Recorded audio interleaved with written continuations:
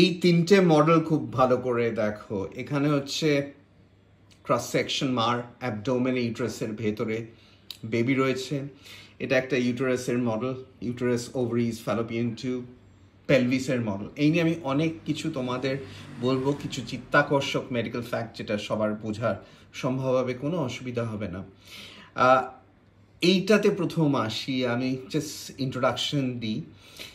এইভাবেই বেবিটা থাকে ইউজুয়ালি। এটা রয়েছে, বাইরেটা রয়েছে ইউটারাস। আমি দাঁড়াও একটা, এখানে বাইরে যেটা ইউটারাস, বাইরে এই যে সাদাটা ইউটারাস, সাদাটা তোমার এখানে ইউটারাস রয়েছে, এখানে স্পাইন। হ্যাঁ,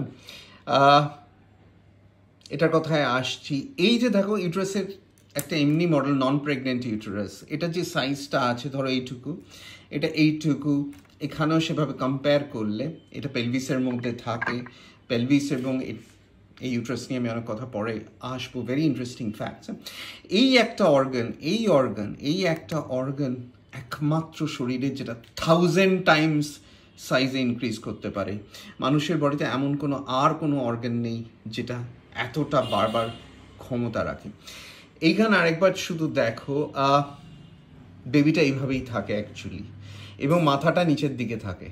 এটাকে বলে সেফালিক প্রেজেন্টেশন।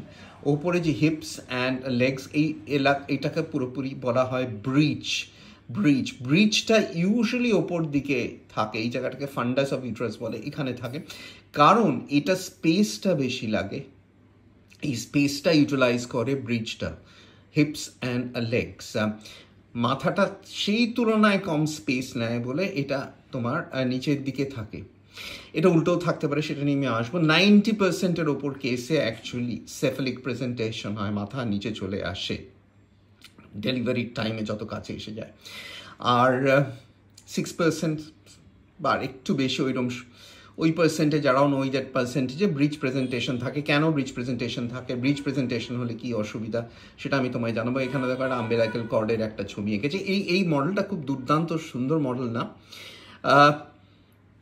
এই যে পজিশনটা, আমার মনে আছে আমি তখন রয়্যাল কলেজ লন্ডনে একটা কোর্স করছি, তখন এর একটা ছবি, একটা স্কেচ, এই ধরনের ছবি দেখানো হয়েছিল লেকচারের শুরুতে, এবং জিজ্ঞেস করা হয়েছিল এইভাবে প্রেজেন্টেশনটা করেছিলেন যিনি পড়াচ্ছিলেন, and this drawing was done by.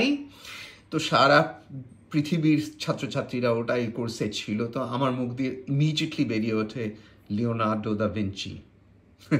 উনি হেসে বলেছিলেন, ইউ পাস দ্য এক্সাম। খুব গর্ব লেগেছিল যে সবচেয়ে আগে আমি বলতে পেরেছিলাম। সত্যি মানুষটা একটা জিনিয়াস ছিলেন। ওরম জিনিয়াস বোধহয় আর পৃথিবীতে জন্মায়নি, আর জন্মাবেও না। যে মোনালিসা আঁকতে পারেন, যিনি সায়েন্টিফিক মডেল করতে পারেন, যিনি যে সময় কোনো এক্সরে, আল্ট্রাসাউন্ড ছিল না, নিখুঁতভাবে কিভাবে ভ্রূণ মার পেটে থাকে সেটা উনি দেখিয়েছিলেন। কিভাবে জানি না, ডেড বডির ওপর ডিসেকশন করেছিলেন না হাত দিয়ে, যেহেতু অত বড় আর্টিস্ট ছিলেন, হাত দিয়ে ফিল করেই বুঝতে পেরেছিলেন যে কিভাবে এই বাচ্চাটা থাকে। এই ইউটারাসটা থাকে বলেই একজন নারী, সে হিউম্যান বিংসের মধ্যে আমি বলবো শ্রেষ্ঠ। এই আছে বলেই তার আরেকজনকে জন্ম দেওয়ার ক্ষমতা আছে, পুরুষদের এই অর্গানটা নেই। হ্যাঁ, সুতরাং এটা বলা হয় যে পৃথিবীতে যদি সমস্ত পুরুষকে মেরে ফেলা হয়, শুধু নারীরাই থাকে, তাহলে পৃথিবীটা চলে যাবে, কারণ প্রচুর স্পাম ব্যাংক আছে। কিন্তু এই জিনিসটা জরুরি বাচ্চাকে গ্রহণ করে এবং তাকে এইভাবে বড় করার জন্যে। তো এই ইউটারাস সম্বন্ধে একটা কথা বলি যে এই ইউটারাস ট্রান্সপ্লান্টেশন, যেমন লিভার ট্রান্সপ্লান্ট হয়, কিডনি ট্রান্সপ্লান্ট হয়, সেরকম ইউটারাস ট্রান্সপ্লান্টেশনের চেষ্টা বহুদিন ধরে হচ্ছে। ধরো যার ইউটারাস বাদ গেছে, সে কি কোনোদিন বাচ্চা নিতে পারবে না? তো আমি যখন ইংল্যান্ডে ছিলাম, যখন আমি MRCOG পরীক্ষাটা দিচ্ছিলাম, তখন যে ছেলেটি ফার্স্ট হয়েছিল, ব্রিলিয়ান ছেলে রিচার্ডস, ওরা তখন এটা নিয়ে কাজ করছিল। কিন্তু এর যে সাপ্লাই ইউটেরাইন আর্টারি, যেটার উপরটা মেচে থাকে, সেইটা নিয়ে ওদের একটু ঝামেলা হচ্ছিল। ওইখানে একটা টেকনিক্যাল হিচে গিয়ে ওরা আটকে গেছিল, পারেনি।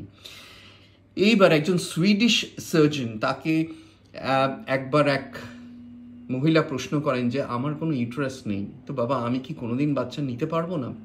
সেটা উনি চ্যালেঞ্জ হিসেবে নিয়েছিলেন, উনি কাজটা করেন এবং 2012 থেকে ওরা ওই টেকনোলজিটা সুইডেনে ওরা ইউটেরাস ট্রান্সপ্লান্টেশন আবিষ্কার করে ফেলেন এবং 2015-তে ট্রান্সপ্লান্টেড ইউটেরাসের প্রথম সফলভাবে বাচ্চার ডেলিভারি হয়। তো যখন ট্রান্সপ্লান্টেশন হয়ে গেছে, এই পৃথিবীটা সাংঘাতিকভাবে মেডিকেল টেকনোলজি কোথায় চলে যাবে তার আমি বলতে পারবো না। তো যখন এই ইউটেরাস ট্রান্সপ্লান্টেশন সম্ভব হয়ে গেছে, তখন এই ইউটেরাসও এখন কোনো পুরুষ মানুষ বলবে এই কি, মেয়েদের এই শুধু প্রিভিলেজ, এই প্রেরোগেটিভ থাকা কথা নয়, আমিও ইউটেরাস ট্রান্সপ্লান্ট করব এবং করে আমিও বেবি নেব, সেই সম্ভাবনা কিন্তু এসে গেছে। প্রথম ট্রান্সজেন্ডার একজন পুরুষ মানুষ উনি বাচ্চা প্রসব করেন, সেটা ফার্স্ট ইন দ্য হিস্ট্রি। কিন্তু এখানে সত্যি পুরোপুরি পুরুষ মানুষ যদি ট্রান্সপ্লান্ট করে নেন, উপস্থাপনা করে নেন, ইউটেরাসে দিয়ে তারপর বাচ্চা হয়, সেরকম এখনও ঘটনা ঘটেনি, সে ঘটনা কিন্তু ঘটতে পারে। তো এই তিনটে মডেল নিয়ে আমি আরও অনেক কথা বলবো তোমাদের, অনেক ইন্টারেস্টিং ফ্যাক্ট, কিছু ইন্টারেস্টিং ফ্যাক্ট এখানে বললাম। তোমরা এই মডেলটার মাধ্যমে আমি সমস্ত কিছু প্রেগনেন্সির ডেসক্রাইব করতে পারি, অনেক কিছু জিনিস আমি বলতে পারি। তো তোমাদের যদি প্লিজ, আমি তোমাদের অনুরোধ করছি, যদি কোনো কিছু জানতে চাও প্রেগনেন্সি রিলেটেড, যদি আমার মনে হয় এই মডেলের মাধ্যমে আমি তোমাদের সেটা ডেসক্রাইব করতে পারবো, বলতে পারবো, প্লিজ আমার এখানে কমেন্টস পাস করো বা আমার মেসেঞ্জারে দাও। আই উড বি ডিলাইটেড এবং সেই নিয়ে আমি তোমাদের বলবো। আজ এই অবধি।